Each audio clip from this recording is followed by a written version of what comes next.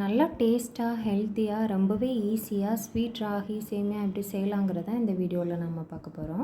Hi friends, welcome to 90s Chana channel. என்னோடய சேனலை first time பார்க்குறவங்க சப்ஸ்கிரைப் பண்ணிவிட்டு பக்கத்தில் இருக்கிற பெல் பட்டன் அழுத்திக்கோங்க.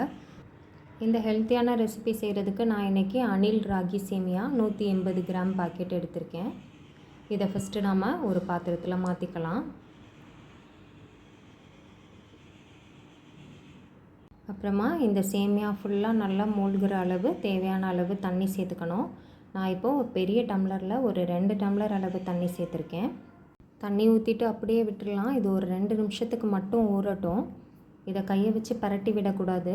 அப்புறமா இது ரொம்ப மாவு மாதிரி கூழ் மாதிரி ஆகிரும். இது ஊறுற நேரத்தில் நாம் ஒரு இட்லி பாத்திரத்தில் தண்ணி வச்சு சூடு பண்ணிக்கலாம்.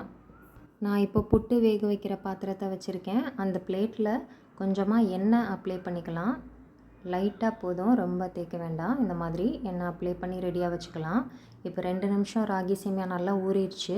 இப்போ இதை நல்லா சாஃப்டாக தண்ணியை மட்டும் வடித்து எடுத்துக்கலாம். சேமியா நல்லா ஊறி இருக்கும். கொஞ்சம் ரஃப்பாக எடுத்தோன்னா கூழ் மாதிரி ஆகிரும். இந்த மாதிரி நல்லா தண்ணி கொஞ்சம் கூட இல்லாமல் வடித்து எடுத்துகிட்டு வந்ததுக்கப்புறமா நாம் எண்ணெய் தடவி வச்சுருக்கிற அந்த புட்டு வேக வைக்கிற பிளேட்டில் அப்படியே இதை வச்சிடலாம். கொஞ்சம் லைட்டாக மட்டும் எடுத்து உதுத்து விட்டுக்கலாம். இப்போ சேமியாவை ஆவியில் வேக வைக்கிறதுக்கு ரெடி பண்ணியாச்சு. இப்போ வெந்நீர் நல்லா கொதிச்சிருச்சு. இந்த டைமில் நாம் ரெடி பண்ணி வச்சுருக்கிற சேமியா பிளேட்டை உள்ளே வச்சிடலாம். இதை நாம் இட்லி தட்டில் கூட வேக வச்சுக்கலாம். கரெக்டாக ஒரு 5 நிமிஷத்தில் அடுப்பை ஆஃப் பண்ணிடலாம். இப்போ பாருங்கள், 5 நிமிஷம் ஆயிருக்கு. 5 நிமிஷம் கழித்து அடுப்பை ஆஃப் பண்ணிவிட்டு ஒரு நிமிஷம் மட்டும் அந்த சூட்லேயே அப்படியே மூடியே வச்சிடலாம். இப்போ பாருங்கள், நமக்கு நல்லா உதிரி உதிரியாக சூப்பராக ராகி சேமியா வெந்து வந்திருக்கு. இப்போ நாம் இதை ஒரு பவுலுக்கு மாற்றிக்கலாம்.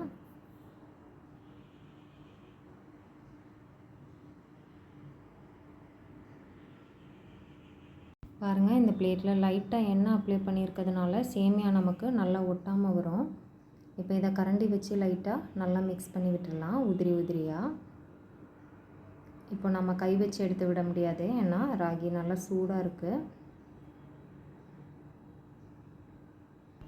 இப்போ இதில் 1 கப் அளவு ஃப்ரெஷ்ஷாக துருவி எடுத்து வச்சுருக்கிற தேங்காய் துருவல் சேர்த்துக்கலாம்.